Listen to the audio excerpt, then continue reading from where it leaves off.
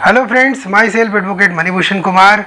आज हम डिस्कस करेंगे कि अगर आप किराए के मकान में रह रहे हैं तो आपके पास वो कौन कौन से अधिकार हैं जो कानून ने आपको दिए हैं। सबसे पहला अधिकार तो ये है कि जब तक एग्रीमेंट रहेगा तब तक कोई भी मकान मालिक आपसे घर खाली नहीं करवा सकता। मकान मालिक को घर खाली कराने के लिए आपको 30 दिन का समय देना होगा, नोटिस देना होगा। नोटिस के बाद ही वो आपसे घर खाली करा सकता है। अगर मकान मालिक रेंट बढ़ाना चाह रहा है तो एग्रीमेंट के समाप्ति के बाद आपको नोटिस दे करके 3 महीने पहले आपको सूचना दे करके रेंट बढ़ा सकता है। उससे पहले ये कानूनी नहीं होगा, ये कानूनी प्रक्रिया नहीं माना जाएगा। बिना नोटिस दिए ना तो आपसे घर खाली करा सकता है, बिना 3 महीना पहले इन्फॉर्मेशन दिए ना वो रेंट बढ़ा सकता है। उनको ये कानूनी राइट नहीं है।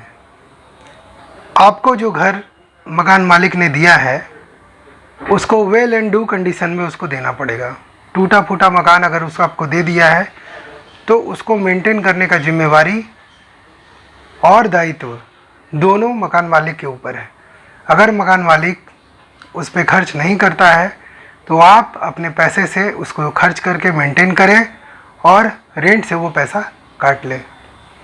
जब भी आप मकान मालिक को रेंट पेमेंट करते हैं तो आपको रेंट रसीद प्राप्त करने का अधिकार उस मकान मालिक से है।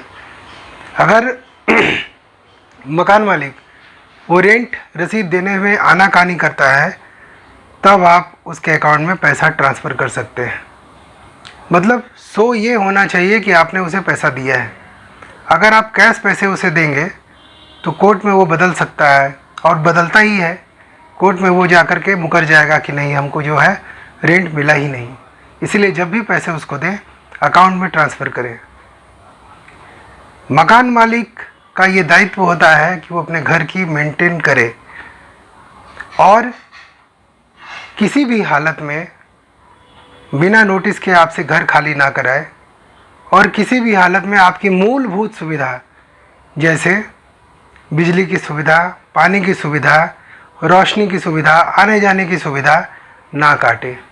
अगर वो ऐसा करता है तो आप उसके खिलाफ कंप्लेन कोर्ट में कर सकते हैं। अगर कोई मकान मालिक आपसे ज़बरदस्ती घर खाली करा लेता है, आपके पीछे आपके घर में या दुकान में ताला मार देता है तो उस परिस्थिति में उसके ऊपर आप क्रिमिनल केस कर सकते हैं और वापस उस दुकान और घर में जाकर रह सकते हैं। ये अधिकार आपको कोर्ट दे देगा। आपको कोर्ट में एक एप्लीकेशन लगाना पड़ेगा और दूसरा एप्लीकेशन इसके ऊपर एक क्रिमिनल केस करना पड़ेगा कि आपके बिहाफ में उसने आपके घर में या दुकान में ताला मार दिया। इस परिस्थिति में मकान मालिक बहुत बुरी तरह से फंसेगा। मकान मालिक का ये लायबिलिटी होता है कि वो पैसा ले और आपको सुख सुविधा दे।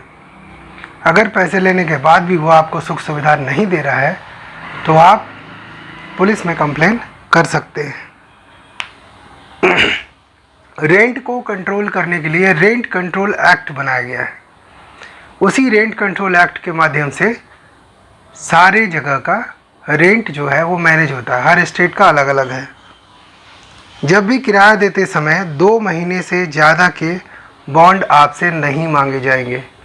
अगर 2 महीना से ज़्यादा के बॉन्ड आपसे मांगे जाते हैं तो आप उसे देने में मना कर सकते हैं और इसकी सूचना आप कोर्ट को दे सकते हैं। तो ये सारे अधिकार एक किराएदार के हैं। अगर किसी भी तरह का कोई कानूनी समस्या है और आपको कोई प्रॉब्लम हो रहा है तो आप हमारे व्हाट्सएप नंबर पर संपर्क कर सकते हैं। इसकी एक लीगल फ़ीस है, कंसल्टेंसी फ़ीस है। वो फ़ीस आप पेमेंट करके मुझसे वो सारी जानकारी ले सकते हैं और अपने प्रॉब्लम का समाधान जान सकते हैं। बड़े से बड़े शहर में किराएदार और मकान मालिक के बीच में एक युद्ध चलता रहता है। बहुत सारे लोग अच्छे भी होते हैं जो किराएदार का सपोर्ट करते हैं, लेकिन बहुत सारे ऐसे भी लोग होते हैं जो किराएदार के खिलाफ रहते हैं और रेंट बढ़ाने के चक्कर में रहते हैं। जबकि नियम ये है कि कुछ ऐसी जगह है जहां 10% से ज़्यादा रेंट बढ़ाए नहीं जा सकते हैं। वो डिपेंड करता है प्लेस के ऊपर। तो आज के लिए इतना ही। Thank you. जय हिंद।